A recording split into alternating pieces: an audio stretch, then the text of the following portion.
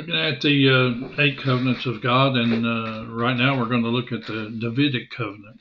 The Davidic Covenant is found in 2 Samuel chapter 7, verses 5 through 19, and establishes the perpetuity of the Davidic family and kingdom over the whole earth, to be fulfilled completely in and by Christ. God has specifically promised to plant the Israelites in their own land and will give them rest from their enemies, according to 2 Samuel chapter 7, verses 10 through 11. Jesus will give them rest, and when he returns and sits on the throne of David, and that will last forever. In 2 Samuel chapters 11 through 16, he sits on the throne as the son of David.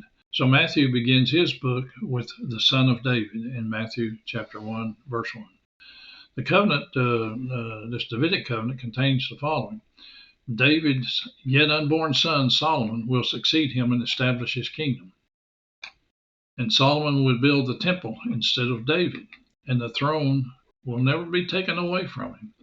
In 2 Samuel chapter 7, verse 16, it affirms that David's house, kingdom, and throne shall be established forever. Forever is the single strongest word in the Hebrew language, so this is a done deal.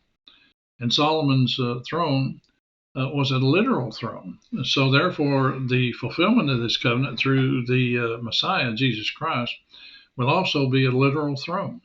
The Old Testament prophets testify to this also, as we see in Isaiah chapter 9, verses 6 through 7.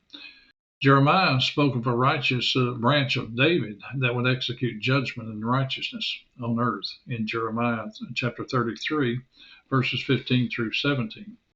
And then the coming king will be both human and divine. And we find it tells us that the human in Isaiah chapter 7, verses 13 through 14, and of the divine in Isaiah chapter 9, verses 6 through 7.